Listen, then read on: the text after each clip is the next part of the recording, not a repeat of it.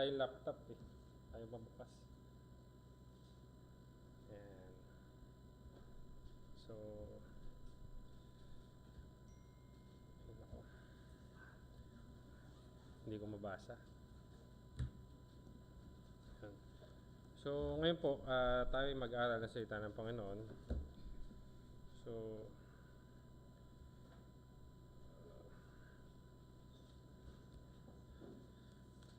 tayo po ay bagong chapter na, no? Kasi tapos po tayo sa chapter 12 nung nakaraan. And, naalala niyo po ba? Naalala niyo po ba yung mensahe nung nakaraang linggo? No? Ni Brother Karyum po, no? So, pag-aralan po natin ngayon, I strongly believe ito po ay karugtong dapat nung kumbaga sa chapter 12, no? Pero because it's, if you remember, most of us, no, I mean, if you remember, last week pinag-usapan about judgment, no? Ano ba yung judge na yun na sinasabi dito? This is about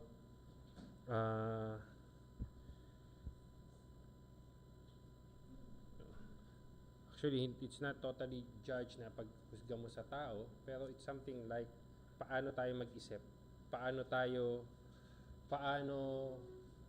ba natin hulaan, or sabi nga doon sa verses Luke chapter 12 mula verse 54, sabi niya, and he said also to the people, when you see the cloud rise out on the west, straightway ye say, there cometh a shower, and it was so, and so it is. And when you see the south wind blow, ye say, there will be heat, and it cometh to pass. Ye hypocrite, sabi ng Panginoon sa Kristo, you discern the face of the sky of the earth, but how is it that you do not discern this time? So yung panahon na yon, and even our time ngayon, no, sa panahon natin ngayon. And ye and why even yourself judge ye not what is right, no? So bakit hindi nyo mahusgahan kung ano yung tama, o hindi nyo malaman kung ano yung talagang tama? Dapat sa atin, sa panahon natin ngayon, nalalaman na natin ano nga ba ang mga pangyayari before and pangyayari ngayon. Ngayon, dako tayo sa Luke chapter 13, no? At ating pag-aaralan ay mula verse 1 to 5. No? Verse 1 to 5. And sundan nyo na lang po ng inyong mga mata at basahin ko po yung sinasabi sa Luke chapter 13 verse 1 to 5. So sabi diyan, there were present at that season some that told him of the Galileans whose blood Pilate had mingled with their sacrifices. And Jesus answered, said unto them, suppose ye that these Galileans were sinners above all the Galileans, because they suffered such things? I tell you, nay, but except ye repent, ye shall all likewise perish. Or those 18 upon whom the tower of Siloam fell, and slew them, think ye that they are sinners above all men that dwelled in Jerusalem? I tell you, nay, but except ye repent, ye shall all likewise perish. So God bless the reading of Holy Scripture. Tayo po panandali ang manalangin. O dakilang Diyos, sa manaming mapangyarihan sa lahat, kami nagpupuri at nagpapasalamat, Panginoon, sa pagbabasa ng iyong banal na salita. Salamat po, Panginoon, sa mga salita mong ito na aming pag-aaralan. Dalangin namin, Panginoon, na samahan niyo kami. Kayo po ay pumagitna sa amin. Gamitin mo lamang po ako, Panginoon, na kapag salita mo. Mga Panginoon, maunawaan ng bawat isa po sa amin dito. Especially, Panginoon, yung mga makapag-isip ng mali sa kapwa namin. na Panginoon, magkaroon kami ng kaunawaan na nagmumula sa inyo, na maituro nyo sa aming Panginoon about sa mga talatang ito. Nawa Panginoon, kayong mag-guide at maggabay sa amin. Gamitin mo lamang po ako, Panginoon, na tagapagsalita mo, Panginoon. Nawa Panginoon, ang katwiran, katalinuhan mo, Panginoon, ang mahayag. Bigyan niyo, Panginoon, ng bawat isa sa amin ng kaunawaan na nanggagaling sa inyo, nang maintindihan at maunawaan ng bawat isa sa amin, Panginoon, ang gusto mong ituro sa amin sa mga talatang nabanggit, Panginoon. Kayo nawa, Panginoon, ang maitaas, mapurihan, at patawarin niyo rin kami, Panginoon, sa aming mga pagkakamali, pagkukulang, mga kasalanan na aming nagawa. Nang ang inyong mga salita, Panginoon, ay maging karapat-dapat sa aming mga puso at ito'y manatili sa amin. Maraming salamat, Panginoon. At lahat nito, Panginoon, ay aming hiling dalangin na magkapatid at salamat sa dakilang pangalan ni Jesucristo ang tagapagligtas namin. Amen. Yun po. No? So, yun po. No? Pag-aralan natin yung Luke chapter 13 verse 1 to 5 na kung saan mabasa natin dito about sa Panginoong Jesucristo, yung sinasabi niya about sa Galilean. So, bago po natin na yan, sino ba dito yung actually, may ginawa kanina eh. Ito yung mensahe ko eh. No? Sino ba dito yung nangarap na maging politiko? Sino nangarap na maging politiko? Maging congressman. Maging congressman. Maging attorney.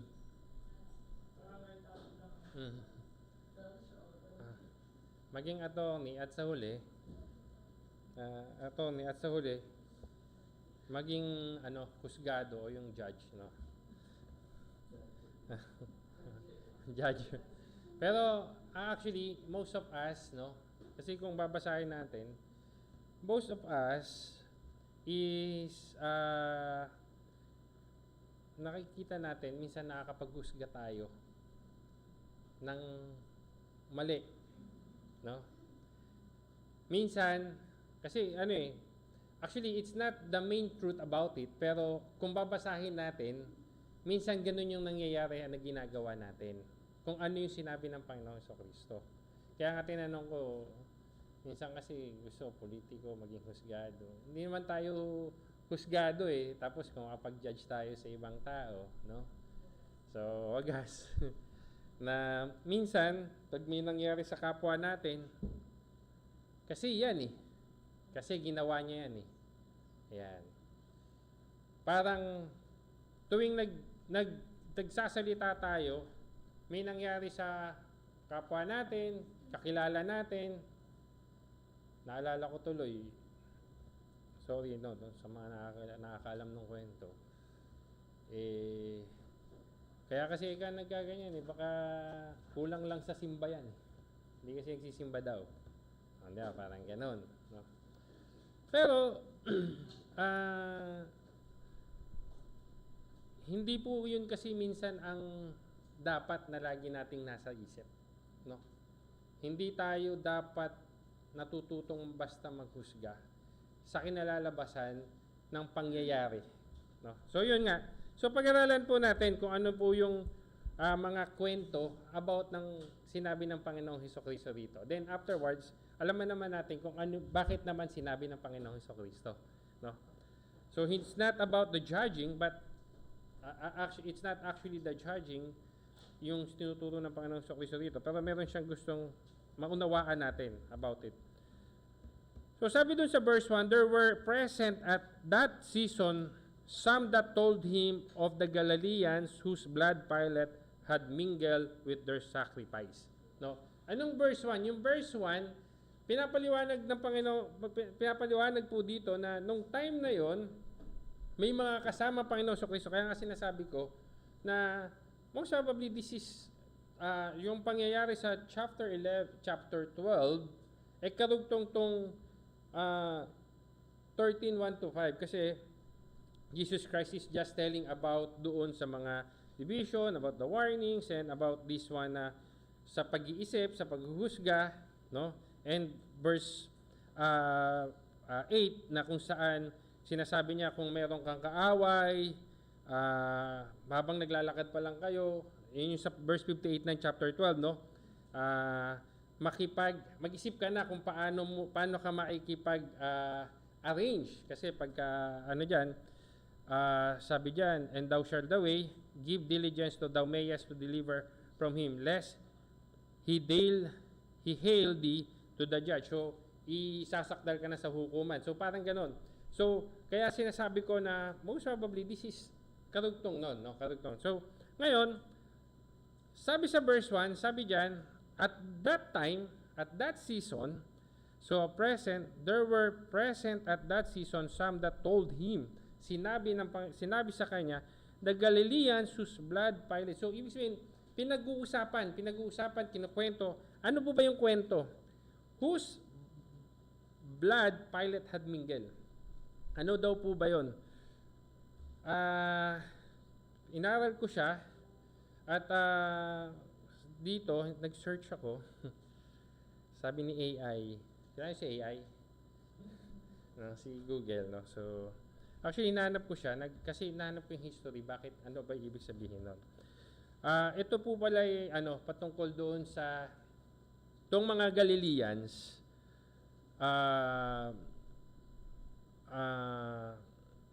nung sabi niya, whose blood Pilate had mingled with their sacrifices. Ibig sabihin, itong mga Galileans pupunta sa Jerusalem at magsasacrifice sila.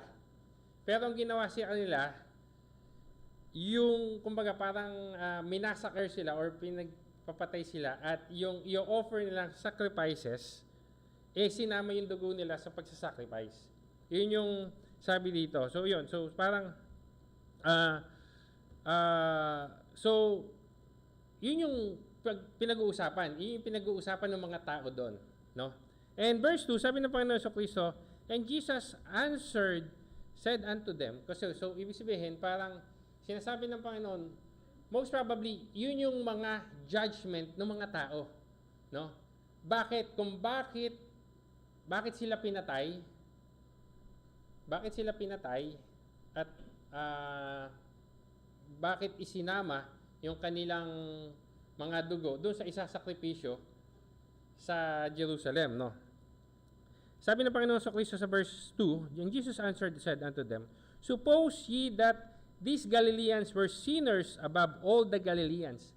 Sabi ng Panginoon sa Kristo, so most probably, kaya nga sinasabi ko sa inyo, na most probably though hindi sinabi dito, pero kung isipin natin, sinasabi ng Panginoon sa Kristo yung about suppose. Ibig sabihin, itong mga taong to, yun yung parang gusto nilang sabihin. But suppose, kaya sinabi ng Panginoon sa Kristo that, suppose that these Galileans is more sinners, mas makasalanan. Ibig sabihin, mas makasalanan kaysa, which is itong mga na-massacre, mas makasalanan above all Galileans, except doon sa mga ibang Galileans na nandun. Sabi niyan, because they suffer such thing, dahil naparusahan sila ng ganun. So, kaya nga kagaya na sinabi ko kanina nung pasimula natin, minsan kung makapaghugas tayo, huwagas. Na parang ang iniisip natin, kaya nagkaganyan yan kasi ganito ang ginawa. Tama? kasi mali yung ano niya eh. No? Kasi hindi na nananambahan. Ayan. Minsan ganun tayo. Tama po ba? Minsan. Pero lagi natin tatandaan, let's give that one sa Panginoon kasi hayaan natin Panginoon dan. Huwag tayong magsalita about others. No? Yun po yung gusto ko sana sabihin. Pero hindi po yun yung main truth po na sinasabi dito. Pero may matututunan po tayo doon. No? So, sabi ng Panginoon sa Kristo, because they suffered such thing. Dahil naranasan nila yung ganung So, ibig sabihin, sila ay kaya sabi diyan, suppose ye that these Galileans were sinners above all the Galileans. Sabihin na lang natin na mas makasalanan tong mga na-massacre na to or mga pinatay na to kumpara doon sa ibang mga siya dahil naranasan nila yung ganong paghihirap o parusa. Sabi ng Panginoon sa Kristo, I tell you nay. Hindi dahil doon. Sabi niya diyan, but except ye repent, ye shall all likewise perish. Sabi niya, unless you repent, kayo man, lahat kayo. Yan ang sinasabi ng Panginoon sa Kristo. That's include us. Lagi nyo nating matandaan. That include us. Kayo man, tayo man. Tayo man ay magdurusa. Ye likewise perish. Tayo man ay magdurusa. Kung sila ay nagdarusa sa ganong sitwasyon, sinasabi ng Panginoon Kristo, tayo man ay magdurusa, kayo man ay magdurusa. Sabi diyan sa verse 3 or verse 4, or those 18, no? And those 18 upon whom the tower of Siloam fell and slew them, think ye that there were sinners above all men that dwelled in Jerusalem? No? Actually, ito nga, yung sinners ko dito, ang kwento pa dito, sinasabi na yung according to the parang history na sinerge ko, yung yung pangyayari daw dun sa Galileans kasi, di ba, ang Galileans under Herod Antipas, Galileans, dahil daw si Pilate, during that time, may hidwaan sila eh. So, may hidwaan sila. So, at least, pero meron lang tayong history background, no? History background. May hidwaan sila. Kaya since hindi sang-ayon si Pilato, kasi alam niyo naman, pagka isang tao masama, kung ano yung gusto niya, minsan ganun yung gusto niyang pakita na siya yung makapangyarihan, gagawin niya kung ano yung gusto niyang gawin, no? So parang according dito sa nabasa ko, no, is kaya pinapatay ni Pontius Pilate yung mga Galileans na yun. And kaya sabi nga nung mga tao, kasi yan mga makasalanan or something, kaya ganun. So pagdating naman dito po sa verse 4, about dun sa 18, ito naman yung gumagawa ng tower in Siloam, no? Sabi diyan, 18, of those 18 upon whom the tower of Siloam fell, no? And slew them, no? At namatay doon, no? Na kung saan according to the background na binasa ko, it's about something that they are thinking na itong mga Pariseyo, yung mga Pariseyo is iniisip nila na ito ay sumusuporta sa mga Romano, kaya pinarusahan ng Diyos. Kaya I just explaining na kasi ganun yung minded natin minsan. Na pagka may ginagawang parang kasalanan, kasi kaya nagkasala yan kaya ganyan nangyayari yan kasi nagkasala dahil masama. Yan. So dahil masamang tao yan, kaya ganyan nagkasala, kaya ganyan nangyayari, no? Kumbaga, hindi ko sinasabing tama or mali, pero ang sinasabi natin, hayaan natin sa Panginoon ng maghusga. Kung maghusga tayo, we should do rightly judge. Paano paghusga yung rightly judge? Dapat according sa Panginoon mismo. Okay? So, sabi diyan, verse 4, or those 18 upon whom the tower of Siloam fell and slew them, think ye that they were sinners above all men that dwelled in Jerusalem. Isipin na natin, sige, yung 18 na yan, ay mas makasalanan sila kaysa doon sa mga naninirahan sa Jerusalem. No?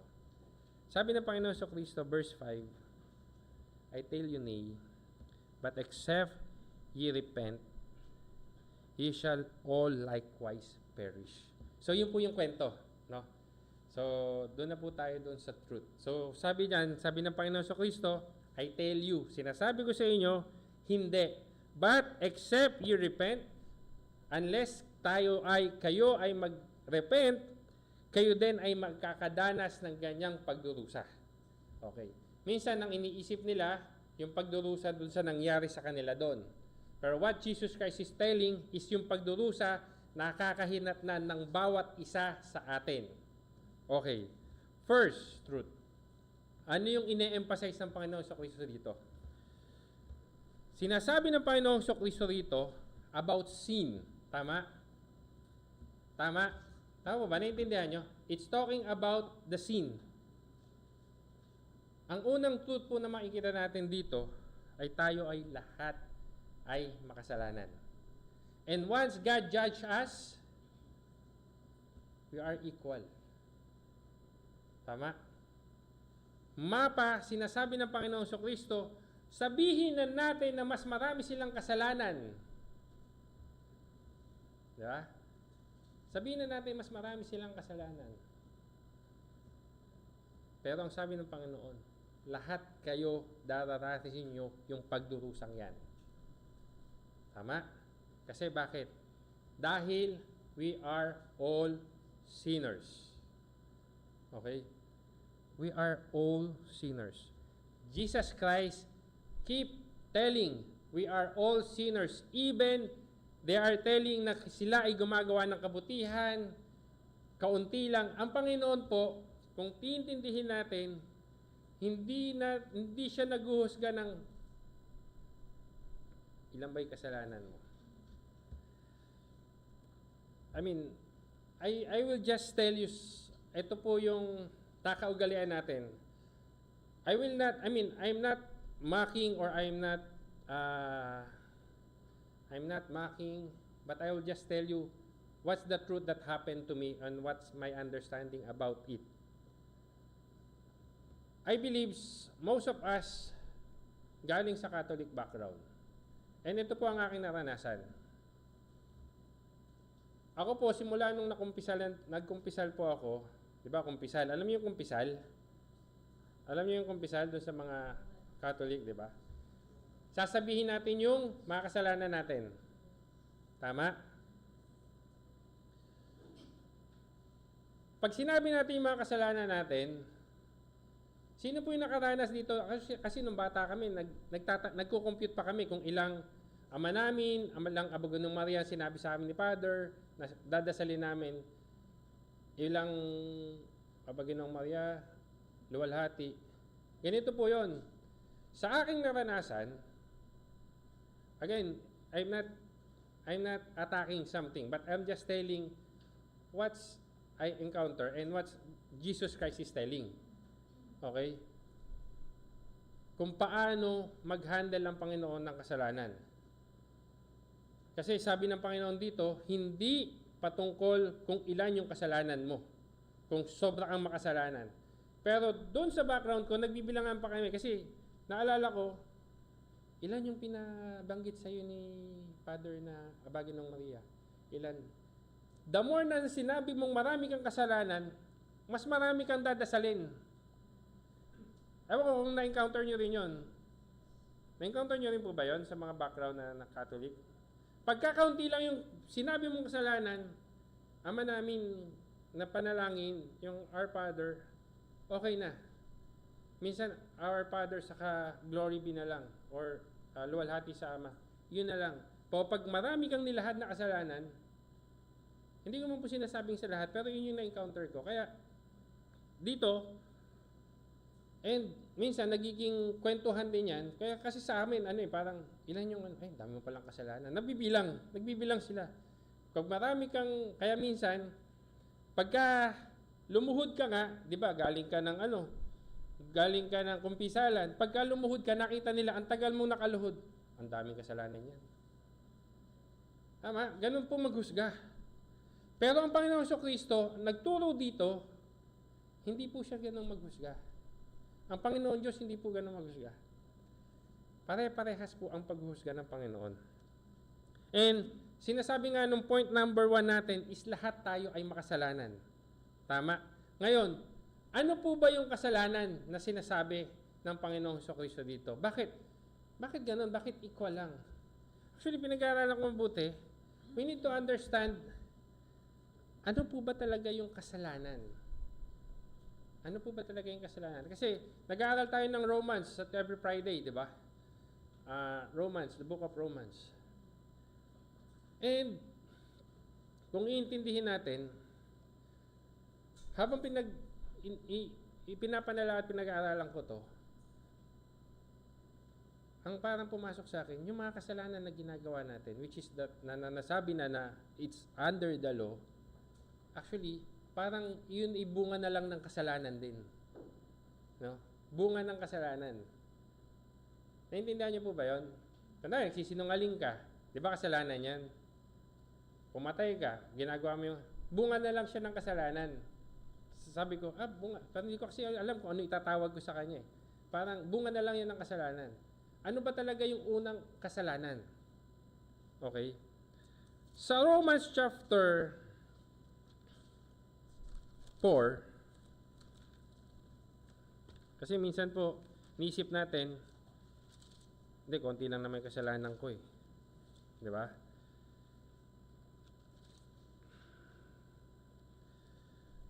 Chapter 5 po pala. Romans chapter 5. Sabi po rito, ito po yung sin. No? Ito po yung kasalanan. Verse 12, wherefore, as by one man sin entered unto the world, and death by sin, and so death passes upon all men, for that all have sinned. Naintindihan niyo po? Dahil daw sa isang tao nagkasala ay pumasok sa mundo at ang kamatayan ng death by sin, nagkaroon ng kamatayan dahil sa kasalanan, and so death passed upon all men. So ibig sabihin, and for that all have sinned. So ibig sabihin po, lahat tayo ay makasalanan. Tama? Agree po ba kayo? Lahat po tayo ay makasalanan kahit pa. Kasi ang Bible lang nagsabi, 'di ba? Dahil sa kasalanan. So, paano po ba yung kasalanan na 'yon? Explain ko po uli yung kasalanan na. So ngayon, akala natin, hindi naman ako, lumalayo naman ako sa kasalanan. Akala natin hindi talaga tayo nagkakasala. No? Pwede po bang itaas dito yung magsasabing hindi po ako nagkakasala, hindi ako makasalanan? O yun, nagtaas si Brother Benji, hindi daw siya makasalanan. Kuman siya. Okay, nakikinig siya. Akala ko ako po. Ang sabi po dito, dahil may kasalanan, no? So yung kasalanan na yon, yun po yung nung una. Ano po ba yung unang kasalanan? Kasi si one man, si Adan. Ano yung ginawa ni Adan? Disobedient. At ang unang kasalanan po na naging kasalanang napasa sa atin is alin? Ang una pong kasalanan ay ang pagtalikod sa Diyos. Naintindihan nyo? Bakit, Brother Albert, pagtalikod sa Diyos? Parang hindi naman po yata tama na pagtalikod sa Diyos yung unang kasalanan. Ang unang kasalanan po ay ang pagtalikod sa Diyos. Bakit? Ang Panginoong Diyos nag-command kay Eva at kay Adan. Ay kay Adan. Tama? Tama po ba? Tama po? Hindi sasagad, baka tutulog na kayo eh. Una pong kasalanan ay dahil nagbigay ang command ng Panginoon na kung saan ang sabi ng Panginoon, kainin nyo. Una, sige, pangalanan nyo lahat. Ikaw, Adan, pangalanan mo lahat ng makikita mo dyan. Ikaw ang bahalang magpangalan. Tapos ikaw naman siya, lahat pwede mo kainin mo ng lahat yan. Alam niyo yung kwento? Si Dan, alam mo yung kwento? Sabi niya, oo, alam mo yan. Turo sa amin. Tawag sa amin niya sa ano. Andrew, si Andrew. Nasaan si Andrew? Wala si Andrew. Alam mo yung kwento? Nung Genesis, Andrew? Apo. Nung Genesis, sabi ng Panginoon, sige, lahat yan kainin nyo. Pwede nyo kainin. Pero sabi ng Panginoon, pero yung nasa gitnang yan, huwag nyo kakainin. Tama? Huwag nyo kakainin. Ngayon, punta po tayo sa Genesis para at least maintindihan natin. O ako na lang din. Kwento ko na lang sa inyo para hindi magtagal. Genesis chapter 3. No? Ang sabi po ng Panginoon, lahat 'yan pwede mong kainin. Tama? Pero wag lang yung isang puno na 'yan Dahil pagka kinain mo yan, kayo ay mamamatay. Tama? Anong ginawa ni Eva at ni Adan? Dumating yung serpent. No? Dumating yung serpent, sinabi niya yung pawang katotohanan na baluktot. Ibig sabihin, nagsabi siya pero half truth. Kaya minsan, hindi po lahat na akala natin nasa Biblia, Hindi po akala natin na lahat nagbibigay o nagsasabi na patungkol sa Biblia, lahat yon tama. Kaya kailangan nyo rin pong suriin at alamin kung iyon ba talaga yung nilalaman ng Biblia. Kasi si Satan, he used God's word, yung salita ng Diyos. Sinabi ng Diyos, huwag mo kainin niya. Di ba sabi ng Diyos, huwag mong huwag ni hawakan, di ba? Huwag mo kakainin lahat yan. Pero sabi ni Eva, hindi, yun lang puno na yun. Di ba? So, sinabi ng katotohanan doon ni Satan is yung pagdating sa pagkain, yung pagbabawal, no? Ngayon, sabi ni Adan, sabi ng serpent, which is ni Satan, sabi niya, hindi, pwede mo kainin to, pagka kinain mo to,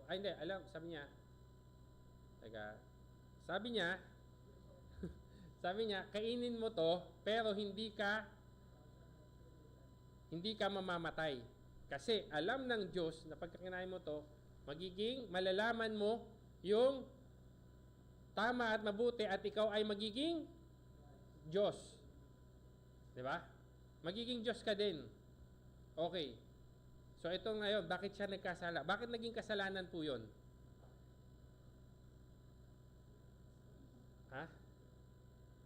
Ayun. Naging kasalanan sila dahil kinaya nila si Satan o si Lucifer or yung anghel na gusto niyang maging makapangyarihan din. So tinalikuran nila ang utos ng Diyos kasi bakit? Si Eva sa sarili niya gusto niyang maging Diyos para talikuran ng tunay na Diyos. Naintindihan niyo po? Naintindihan mo ba? Naintindihan mo? Kaya po siya naging kasalanan. Tinalikuran niya ang Diyos sa pamamagitan ng pagkain ng prutas sa pinagbabawal. Hindi po mansanas yun, ha? Okay, hindi po apple yun.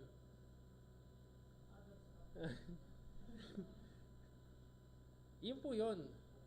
So kaya po, naging kasalanan siya dahil hindi sila nagtiwala sa Diyos, tinalikuran na nilang Diyos at gusto nilang maging Diyos.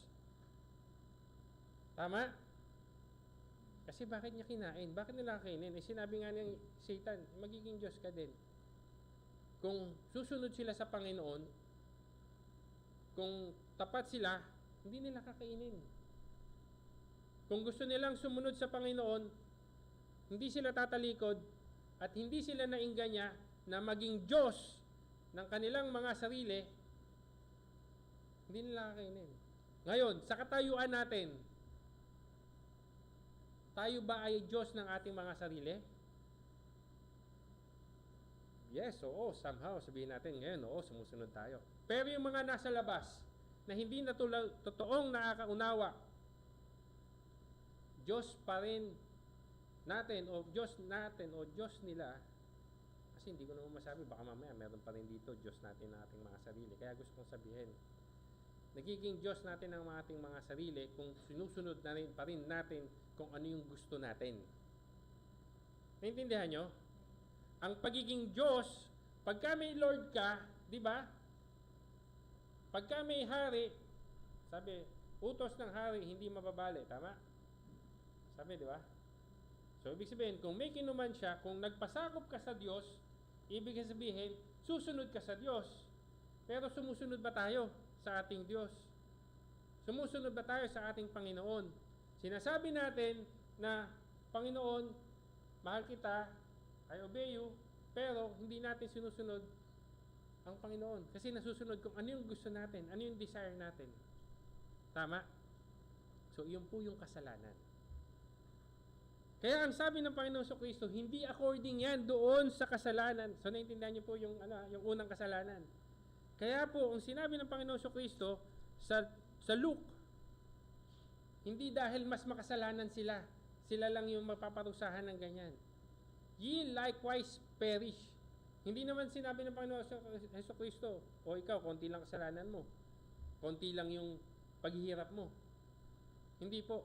So ang unang kasalanan ay yung pagtalikod sa Diyos na hanggang ngayon nakasama sa atin. Kaya nga po tayo bilang, kunwari, hindi tayo mananampalataya, hindi tayo sumusunod sa Diyos. Makita natin, di ba, mas iunahin nating mag-mall, mas unahin natin manood ng sine, mas unahin natin makipag-inuman, makipagbarkada, o kung anuman, kaysa manambahan sa Diyos. Tama? Di ba ganun po ang nangyayari?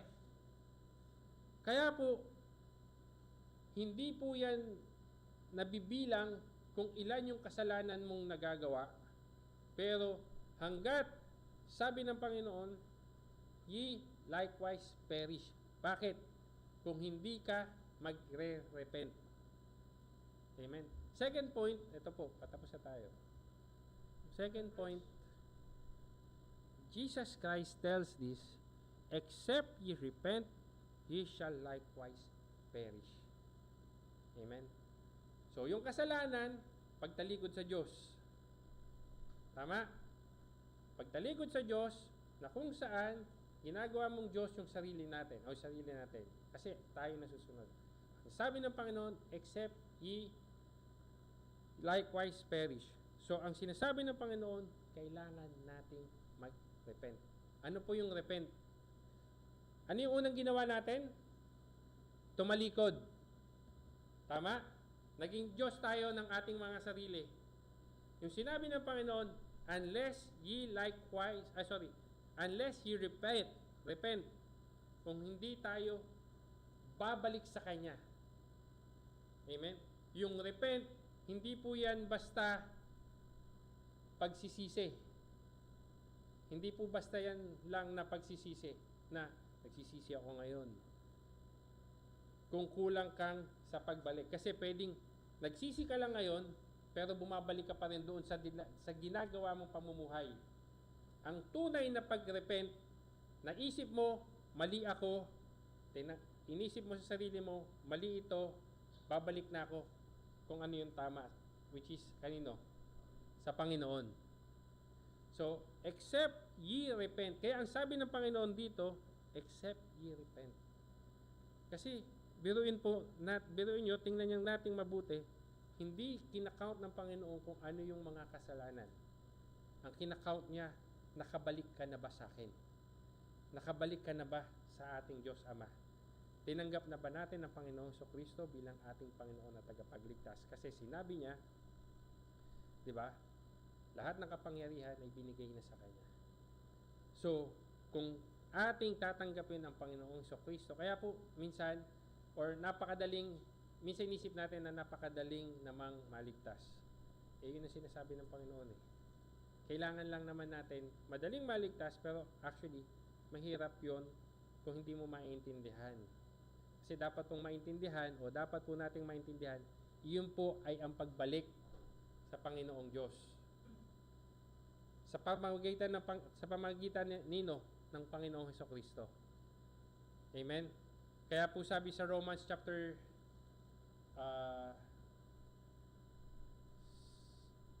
10, 9 and 10. No?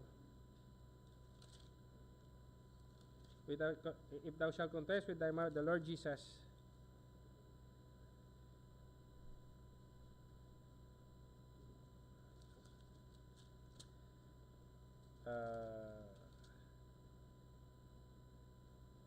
if thou shalt confess with thy mouth the Lord Jesus and believe in thine heart that God raised him from the dead, thou shalt be saved.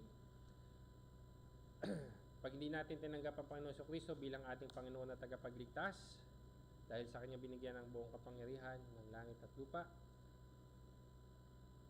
yun yung repentance. Bumalik tayo. Siya yung magiging daan natin patungo sa Ama. Amen? Lahat tayo magdudusa. Anong pagdudusa yan? Yung sinabi sa Revelation, no? Sinabi yan sa churches, unless ye repent. Kaya ang Panginoong Hesukristo ay tinuturo sa atin, hindi kung ano yung nagawa mong kasalanan. Kasi lalayo ka sa kasalanan pag dumapit ka sa Diyos. Intindihan niyo po? Intindihan po ba natin? Kailangan maunawaan natin na dapat nating lumapit sa Diyos nang makalayo tayo sa kasalanan.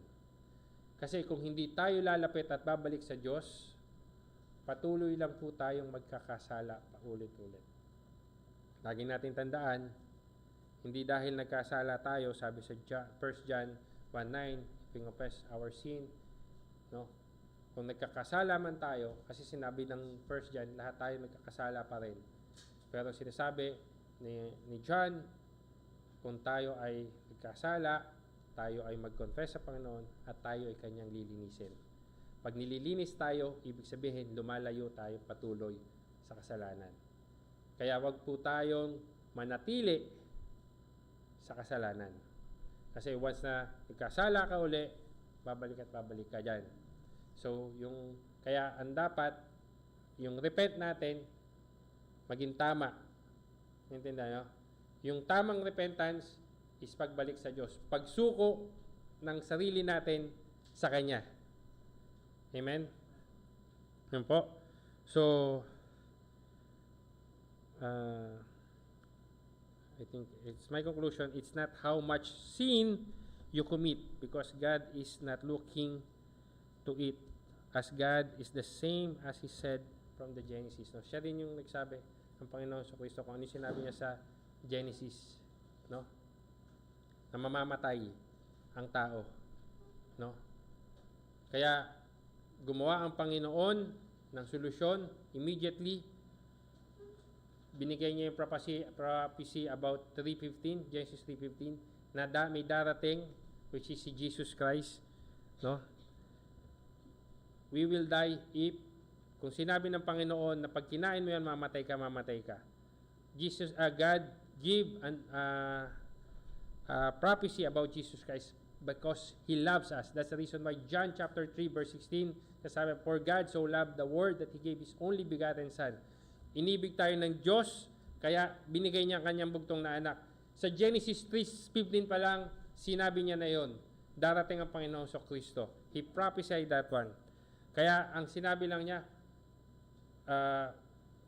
God so loved the world that He gave His only begotten Son, that whosoever believeth on Him, manampalataya lang sa Panginoong Kristo, should not perish. Yung sinabi dito sa ng Panginoong Kristo, you shall perish. So kailangan lang natin manampalataya, should not perish, but have everlasting life. So sana po, kung may makakausap tayo, kung tayo man ay nagsuko na sa Panginoong Hesukristo, nagsuko sa Diyos at bumalik na, sundin na natin kung ano yung command sa atin ng Panginoon. Lumayo tayo sa kasalanan.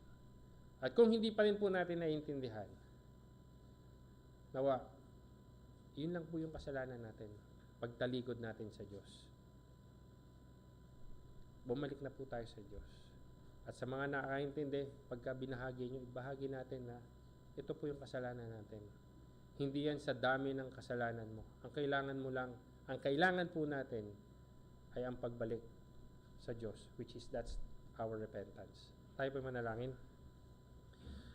O dakilang Diyos, manaming makapangyarihan sa lahat, kami nagpupuri, papasalamat sa salita mo, Panginoon. Salamat sa inyong pagmamahal, Panginoon.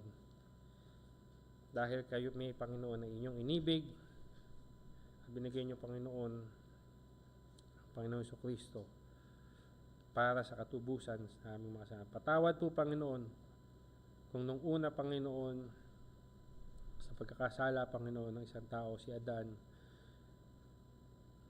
ay kami, Panginoon, din ay nagkasala na kung saan kami, Panginoon, dumating na naging Diyos namin ng aming mga sarili, sinusunod namin kung anong gusto namin, at kinakalimutan namin, Panginoon, na Ikaw yung naglalang sa amin. Dalangin namin, Panginoon, salamat sa mensahe mong ito, na nagpaalala sa amin na ang kailangan lang po namin, Panginoon, ay bumalik. Hindi nyo binibilang ang aming mga kasalanan as long as kami bumalik sa inyo, dahil lahat ng aming kasalanan ay kakalimutan nyo. Yun po yung pangako nyo, Panginoon, sa amin. Kaya, Panginoon, kami ay makakalayo sa paggawa ng kasalanan, makakaiwas kung ang aming mga mata ay sa inyo lamang nakatingin, Panginoon. Kung kami, Panginoon, ay susunod lamang sa inyo. Kaya dalangin namin, Panginoon, na patuloy kaming gabayan, patnubayan, at nawa, Panginoon, sa mga makarinig man po, Panginoon, ng mensaheng ito, dalangin namin, Panginoon, na mas maintindihan nila, maunawaan nila na isa lang ang kailangan namin, Panginoon, ay kami ay magsisi at bumalik sa inyo. Dahil kung ang unang kasalanan ay ang pagtalikod sa inyo, para, Panginoon, hindi kami magdusa sa apoy ng impyerno, ang kailangan lang po namin ay bumalik sa inyo at kayo'y gawing naming Panginoon. At kayo, Panginoon, ang aming sundin. Hindi, Panginoon, ang aming mga sarili. Maraming salamat po, Panginoon. Lahat na ito, Panginoon, ay aming hiling dalangin na may kapasalamat sa dakilang pangalan ni Jesucristo, ang tagapagligtas namin. Amen.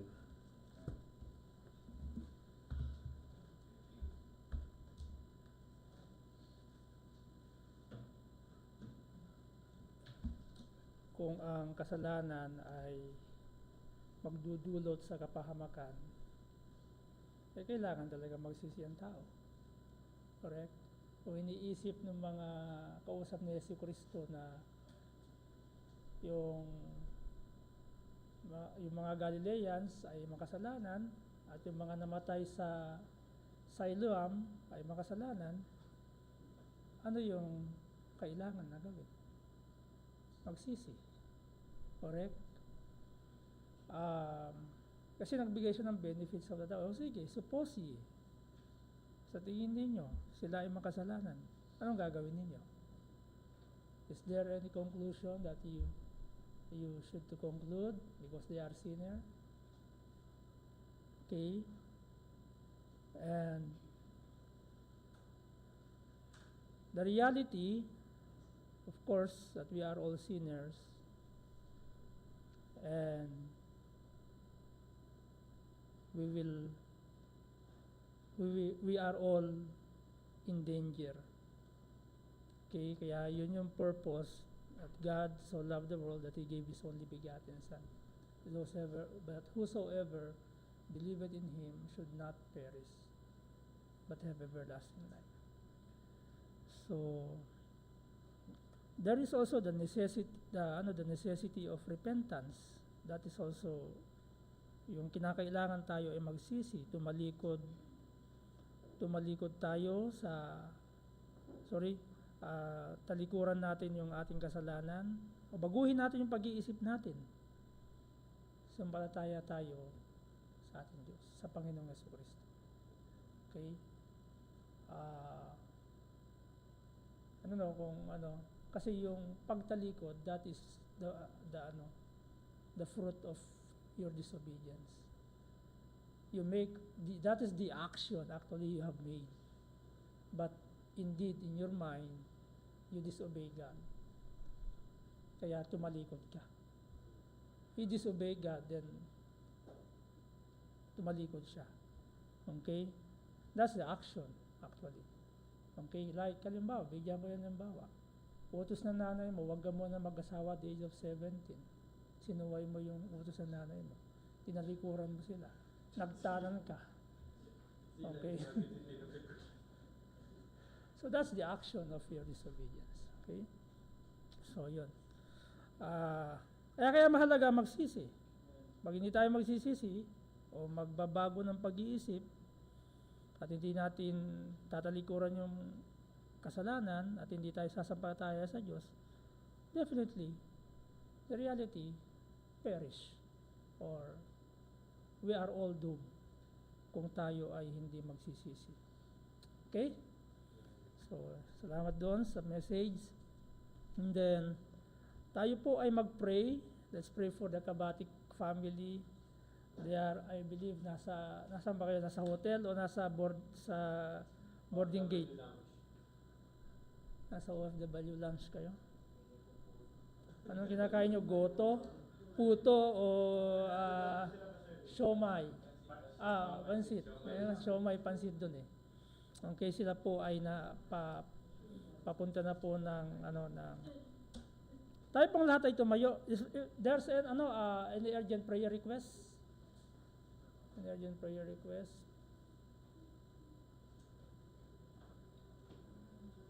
May sakit sa puso, sa isip, si Brother Sandro. Ano yung specific na nararamdaman mo, kapatid? Sa puso ba o sa leg? Sa leg. Brother Sandro. Lumalala. Dalawa na ngayon. Anong tawag sa ano yan? Sciatica.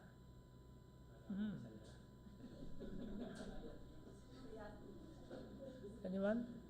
Urgent? Urgent?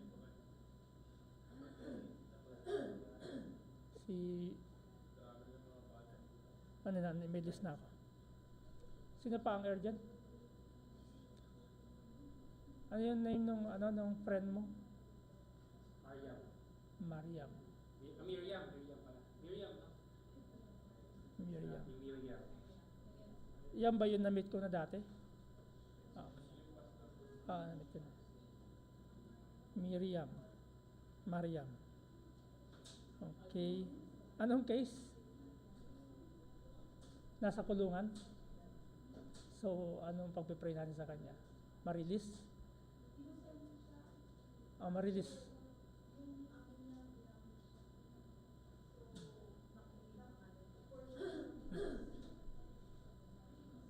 So, we need Kumbaga, pastor?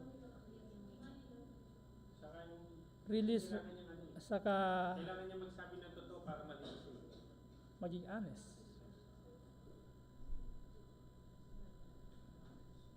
Honesty.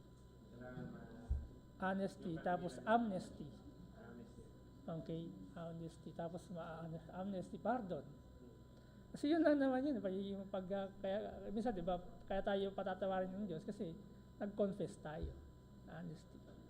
Okay? So, yun. Who else po? Who else? Any urgent prayer request? May sakit ka, Sister, Sister Marjorie? Ubo.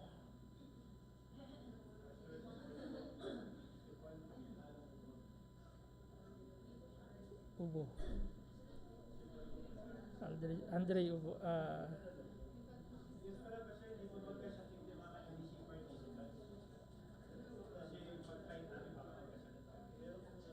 Hindi, wag mo sabihin baka. Okay? It is an advance yan. Alright, let's pray. Let's all pray. Let's pray together. Kung meron kayong, you can pray in your mind while I'm praying here with publicly. Yeah. Let's pray. Makapangyarihan